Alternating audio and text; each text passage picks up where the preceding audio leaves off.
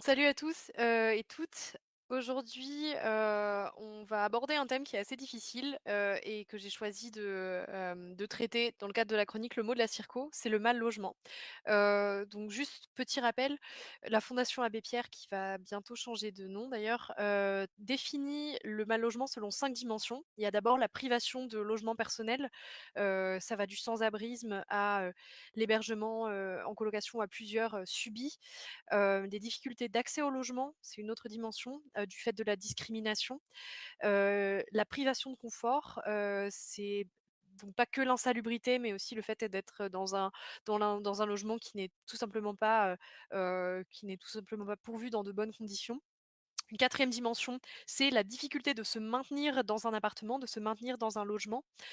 Et avec par exemple, la menace du retour d'un propriétaire, enfin voilà, cette épée de Damoclès que les locataires vont avoir au-dessus de leur tête.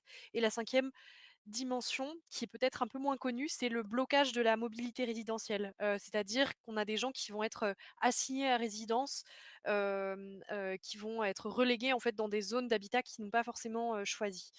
Hem, Pourquoi est-ce que j'ai choisi le mal logement comme mot de la circo?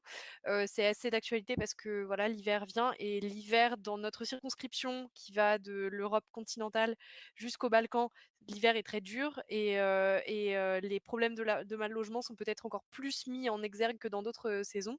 Et il y avait, certaines données aussi que je voulais vous partager, sur, notre circonscription. Donc, je ne sais pas si vous voyez le graphique, j'espère qu'il va bientôt, apparaître à l'écran. Mais, en gros, ce qu'on peut voir, c'est que, de 2015 à 2023, l'augmentation des prix du loyer, a été particulièrement forte dans les pays de la 7e circonscription, les Français de l'étranger. On le voit, surtout en République tchèque et en Hongrie. Donc République tchèque, plus 111, Hongrie plus 172,5. Donc des prix qui ont énormément augmenté. Donc voilà, c'est vrai que c'est un graphique assez chargé, donc on n'est pas obligé de passer, trop de temps dessus, mais c'est aussi pour ça que je voulais en parler. Et cette crise du logement, en fait, dans notre circonscription, elle est aggravée par, la multiplicité de plusieurs facteurs, l'austérité budgétaire notamment. Donc c'est surtout le cas, en Allemagne, où, on le voit. Et d'ailleurs, je vais vous remontrer aussi, un autre fait par rapport à ça. Mais, on a, une baisse des logements, du nombre de logements sociaux qui ont été construits. En fait, ce qu'il est intéressant de noter, c'est que, dans les années 80, il y avait, presque 5 millions de logements sociaux, et qu'aujourd'hui on le voit, voilà, depuis 2006 jusqu'à 2018, on voit une baisse graduelle, du nombre de logements, sociaux construits, alors que bon, la population, la population, enfin, a de plus en plus besoin de se loger, il y a de plus en plus besoin enfin, il y a de plus en plus de pression, notamment, sur les zones urbaines, et cetera. Donc voilà, l'austérité, budgétaire combinée à une absence de politique du logement, ambitieuse, voilà, ça fait qu'on a une pression sur le logement. Le prix des matériaux en plus qui a continué, qui a augmenté pendant la pandémie, et qui continue encore à augmenter. Et puis, on a aussi un problème d'inégalité territoriale, ou en tout cas, d'inégalité dans la distribution du logement. Par exemple, ça se traduit par, des zones rurales avec beaucoup de résidences de vacances qui vont être inoccupées. Et ces résidences-là, elles vont passer au travers les mailles du filet de la taxe sur les logements inoccupés. Donc il y a beaucoup en fait de problèmes comme ça, territoriaux. Voilà, je pense qu'on est bon avec le graphique. J'envoie un petit message à la régie pour, voilà, super. Voilà, donc ce qu'on voit, c'est que l'espace disponible, il est pas alloué, également entre les différentes personnes. Par exemple, on a, dans des pays comme l'Allemagne, par exemple, avec une population vieillissante, ce qu'on observe, c'est qu'on a des personnes âgées qui sont, qui occupent seules, par exemple, des grands logements qu'ils et elles ont du mal à entretenir, par exemple. Et en parallèle, on a des jeunes familles, par exemple des jeunes familles qui ont immigré, dans les pays de notre circonscription, et qui sont, obligées de se loger enfin, à plusieurs dans des plus petits logements. Donc voilà, on a une inégalité territoriale territoriale et une inégalité dans dans l'espace disponible occupé.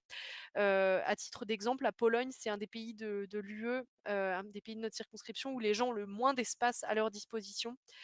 Donc voilà, c'est, beaucoup de faits énoncés, et face à ces faits, qu'est-ce qu'on fait? Quelles sont les stratégies qui sont mises en place? C'est vrai que même si, même si la feuille de route, par exemple, je reprends le cas de l'Allemagne, la feuille de route du gouvernement allemand pour garantir un logement décent à tous et toutes, a été définie en partenariat, en concertation avec les premiers concernés. Ce qu'on observe, et ça c'est un phénomène qui est, très universel, c'est qu'en fait, le rôle de participation des acteurs à but non lucratif à la formulation de politiques publiques, il est assez faible. De jour et c'est assez rare en fait de voir, les associations et cetera s'impliquer, dans la formation de ces politiques, publiques. Par contre, de facto, c'est elles et eux qui sont sur le terrain pour organiser, l'aide au logement. En Allemagne, par exemple, on a, les diaconies et les charités qui sont liées à l'héritage voilà, de la charité chrétienne, etc. Et ce sont ces associations qui vont, par exemple, proposer des centres d'accueil, euh, enfin, mobiliser des médecins généralistes bénévoles. Donc voilà, on a ces politiques et ce marché en fait du logement à double vitesse. Et ce qu'on voit, c'est que le mal logement, en fait, c'est davantage un symptôme qu'un objet politique. Je m'explique. En fait, ce que relève la FEANSA, l'organisation à l'échelle européenne qui regroupe, voilà, par exemple, la Fondation Abbé Pierre, etc. Donc, cette, ce conglomérat en fait d'associations qui luttent contre le mal logement. Donc, la FEANSA, elle relève qu'il y a des facteurs cumulés qui sont structurels et institutionnels, et qu'en fait, chaque situation de discrimination de classe, de genre, discrimination liée au validisme ou au racisme, elle est potentiellement vectrice, d'exclusion, voire certainement vectrice d'exclusion, en fait. Donc, on pourrait énumérer autant de stratégies, qu'on voudrait.